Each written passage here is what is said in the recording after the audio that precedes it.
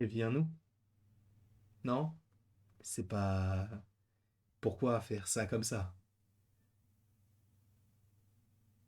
Deux séries Marvel ont eu une date de sortie.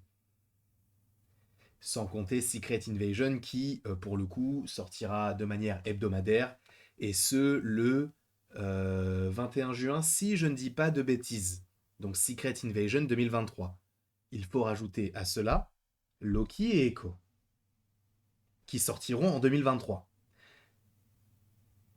Mais il y a un truc bizarre, c'est que on est qu'en mai.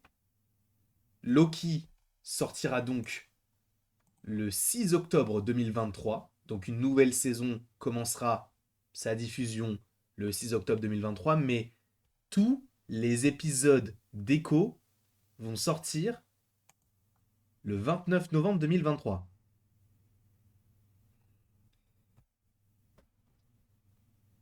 Alors, en vrai, pourquoi pas? Ils adoptent possiblement une stratégie semblable à celle de Netflix qui sort tout d'un coup, mais qu'est-ce que ça veut dire? N'oublions pas une chose, c'est que Bob Iger est revenu. Bob Iger privilégie les films. Bob Iger, Disney+, il voulait pas forcément trop développer de séries, ce genre de choses. Quand il y a eu Bob Chapek, c'était Agatha Coven of Chaos, Ironheart, Echo, Spider-Man Freshman Year, Marvel Zombies, etc. Des séries qui ne sont pas encore sorties. Mais ça fait beaucoup, d'accord? Ça fait beaucoup. Là, ça, en vrai, je me dis, c'est cool, mais ça me fait de la peine pour Echo.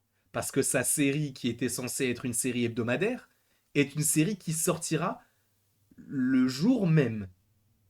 C'est-à-dire que Echo, tous les épisodes vont sortir le 29 novembre. Et c'est pas un truc qui sort de nulle part. C'est Marvel Studios qui l'annonce.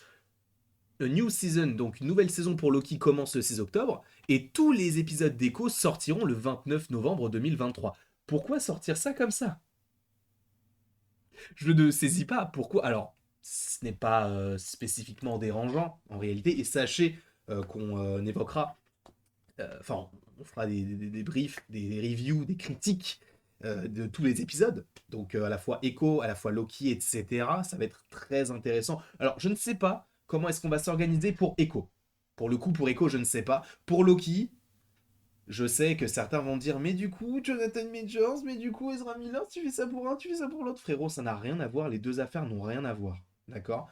Il y aura, je crois, des choses qui vont sortir mi-juin, donc on verra à ce moment-là, mais normalement, sans surprise, je vais faire des critiques des épisodes de Loki. D'accord. Saison 2. Et Echo, ce qui va être plus compliqué, c'est de savoir si on fait tout le même jour ou si on s'organise et qu'on fait une critique un jour, un jour, un jour, un jour, un jour, et après, boum. Je ne sais pas du tout comment je vais m'organiser. Je ne sais vraiment pas du tout comment je vais m'organiser. Et c'est pourquoi je vous propose dans les commentaires de me dire comment est-ce que vous préféreriez que je m'y prenne par rapport à cela. Mais par rapport déjà au fait qu'ils annoncent ça, je pense que ça sent un trailer. Pour Loki, je pense qu'on aura un trailer d'ici cet été. Je pense qu'ils attendent possiblement la fin de la promotion autour des Gardiens de la Galaxie, parce que pour l'instant, on a eu, entre guillemets, que des trailers de Secret Invasion et de The Marvels. Donc, il faut possiblement teaser les choses qui arrivent. Sachant que durant l'été, oui, on a du coup Secret Invasion, mais après, pour la rentrée, pour l'instant, on n'a rien. 6 octobre, du coup, pour Loki, et on sera là. Alors, je vais vérifier, est-ce que le 6 octobre est bien un mercredi? Eh ben non, c'est un vendredi. Alors, attends, peut-être que je me trompe, peut-être que là, Attendez, parce qu'on va aller sur l'iPhone directement pour aller à octobre. Octobre, le 6, c'est un vendredi. Pourquoi faire? Je ne sais pas. Les épisodes de Loki sortiront donc, sachant que Secret Invasion sort le mercredi, les épisodes sortiront le vendredi. Est-ce que ce n'est pas parce qu'il y aura en même temps une autre série qui sera diffusée? Parce qu'on le sait, il y avait déjà eu ce type de choses qui était déjà sorti du côté de Disney+. Netflix avant sortait quasiment tout à 9h01 le vendredi. Maintenant, c'est un petit peu plus disparate, il sort des choses le mardi, le mercredi, etc. Et le MCU, enfin en tout cas Disney+, eux sortaient les choses en général le vendredi. Puis après, ils sont passés à mercredi lors de la sortie de Loki. Après, côté Marvel, ils sont repassés à jeudi pour She-Hulk, c'était le jeudi parce que justement on avait une série Marvel en même temps, une série Star Wars pardon en même temps qui était Andor, et sachant qu'à l'époque, donc notamment pour Miss Marvel, tout sortait le mercredi comme la série Obi-Wan, et tout sortait en même temps. Donc si on a la série Loki le vendredi maintenant, est-ce que cela ne voudrait pas dire qu'en même temps on aura une autre série Star Wars qui sera jumelée par rapport à cela? C'est tout à fait plausible, pardon, puisque on a une série comme Skeleton Crew qui devrait sortir à ce niveau-là de l'année, possiblement peut-être un petit peu après. Euh, et même on a la série aussi Ahsoka qui est censée sortir du coup pour août. Alors est-ce que ce sera début août, fin août, je n'en sais strictement rien. Pour l'instant, c'est prévu pour le mois d'août. Alors je vais vérifier s'il y a d'autres petites choses qui sont sorties par rapport à cela. Non. Donc pour l'instant, Loki donc sortira donc début octobre. Et donc supposément sortira donc le vendredi et donc durerait 6 épisodes, donc 1, 2, 3, 4, 5, 6 se terminerait donc le 10 novembre et après le 29, donc là on reviendrait sur du mercredi, il y aura tous les épisodes d'Echo.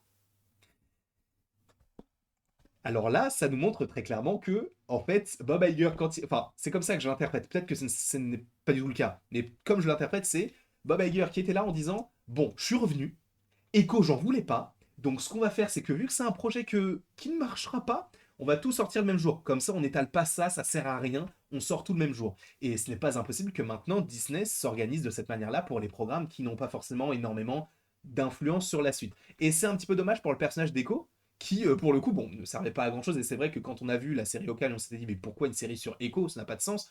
Possiblement pour réintroduire les personnages comme Wilson Fisk, etc.